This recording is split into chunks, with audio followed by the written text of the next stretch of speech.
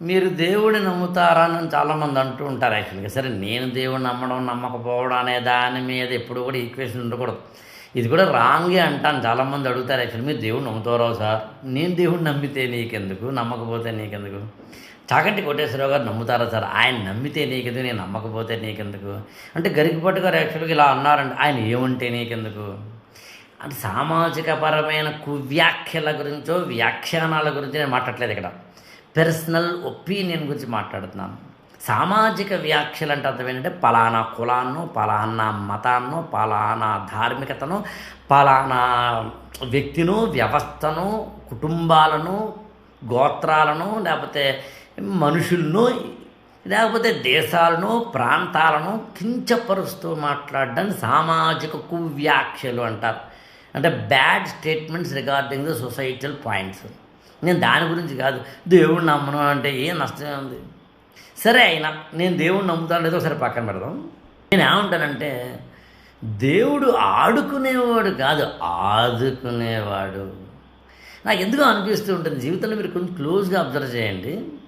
ఒక్కటి తప్ప మరణం, ఒక్కటి మరణం తప్ప మిగతా అన్ని విషయాల్లోనూ కూడా దేవుడు ఎప్పుడూ కూడా, దేవుడు అనండి, ప్రకృతి అనండి, మనకి ఎప్పుడు కూడా సపోర్ట్ సిస్టమ్గా ఉంటాడు అనిపిస్తుంది నాకు. నువ్వు పడిపోకుండా కాపాడేది దేవుడే అంటాను నేను.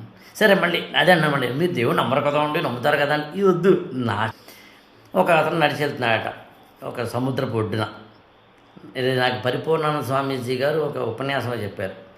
ఇలాగ వెళ్తూ ఉంటే 4 పాదాలు ఉన్నాయి అంతే కదండి సముద్రపు ఇసుకలో. ఇటు ఒక 2 పాదాలు, ఇటు ఒక 2 పాదాలు. అంటే 2 ఏమో దేవుడివేను, 2 ఏమో మనిషివేను. ఒక కొంత టైం పోయిన తర్వాత 2 పాదాలు, 4 పాదాలు కాకుండా 2 పాదాలు మాత్రమే అడుగులు ఉన్నాయట. అప్పుడు దేవుడితో అన్నాడట మనిషి, ఏమయ్యా నాతో సగం వచ్చావు, తర్వాత ఏమో జంప్ అయిపోయావు, నేను ఒక్కడిని నడవాల్సి వస్తుంది, నీకు తెలుసునా అని. అప్పుడు అంటే ఈ 2 పాదాలు నావి, మనిషిని నేను, నా పాదాలు ఇవి అన్నాడట. అప్పుడు దేవుడు అన్నాడట, కాదు ఆ 2 పాదాలు నావి. అప్పుడు మనిషి అన్నాడు, మరి నేను ఎక్కడున్నాను? నా భుజాల మీద ఉన్నావయ్యా అన్నాడు దేవుడు. నాకు తెలిసి దేవుడు ఆదుకునేవాడే.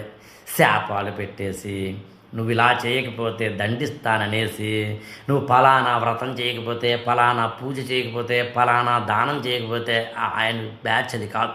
అవన్నీ ఎందుకు పెట్టారు? నేను వేరే దాంట్లో చెప్తాను. వన్ థింగ్ ఈజ్ ష్యూర్, నువ్వు నడుస్తున్నప్పుడు కింద పడిపోకుండా కాపాడేది దేవుడే. అసలు ఇంతవరకు నేను కాపాడుతున్నది కూడా దేవుడే. అందుకు కృతజ్ఞతగా ఏం చేయాలంటే దండం పెట్టాలి. మన ఛానల్ని లైక్ చేయండి, షేర్ చేయండి, సబ్స్క్రైబ్ చేయండి.